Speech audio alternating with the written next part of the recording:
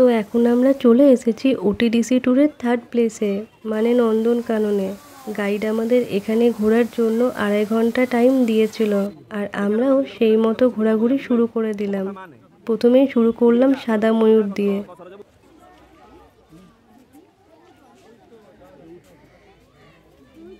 বলে রাখি, এখানে প্রত্যেকটা জীবজন্তুরই ডেসক্রিপশন কিন্তু দেওয়া আছে, তাই কারো বুঝতে কোনো অসুবিধে হবে না।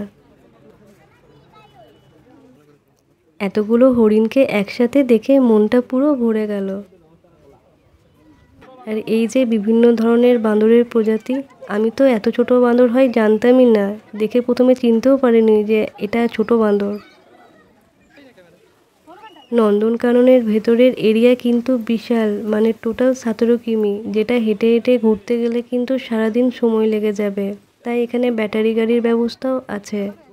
তবে জঙ্গল সাফারির জন্য কিন্তু আলাদা জিপের ব্যবস্থা আছে। এগুলো ছিল বিভিন্ন ধরনের সাপের প্রজাতি। আর এত বড় টিকটিকি দেখে আমি তো পুরো অবাক।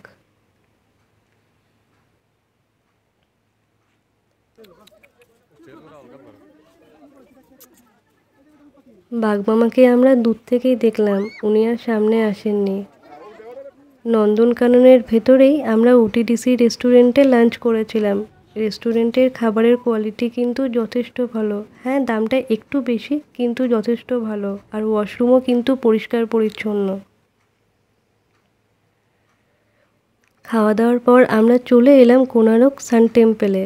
এই মন্দিরে কিন্তু কোনো রকম পুজো হয় না, আর এই মন্দিরের প্রাচীন ইতিহাস কিন্তু বিশাল। মন্দিরের গায়ে বানানো বিভিন্ন ধরনের মূর্তি তখনকার দিনের সামাজিক চিত্রের কথা তুলে ধরে। আর তখনকার দিনে যেহেতু ঘড়ির প্রচলন ছিল না, তাই এই চাকাগুলোর ওপর সূর্যের আলো যেমন যেমন পড়তো সেইভাবেই সময় নির্দেশ করা হতো। তবে দুঃখের বিষয় এটাই যে এই মন্দির ব্রিটিশরা আজ থেকে 122 বছর আগে বন্ধ করে দেয়। তারপর আমাদের যাওয়ার কথা ছিল চন্দ্রভাগা বিচে, কিন্তু সন্ধ্যা হয়ে যাওয়ায় সেখানে নিয়ে যায়নি। রামাচণ্ডী মন্দির ঘোরার পর আমাদের নিয়ে আসা হয় এই স্যান্ড আর্ট মিউজিয়ামে, যেখানে বালি দিয়ে বিভিন্ন ধরনের মূর্তি বানানো আছে। আর এটাই ছিল আমাদের শেষ ডেস্টিনেশন। তো এইভাবেই কাটলো আমাদের ওটিডিসির সাইট সিন, সকাল 6:30 থেকে সন্ধ্যা 8টা অবধি। তারপর আমরা আবার হোটেলে ফিরে এলাম।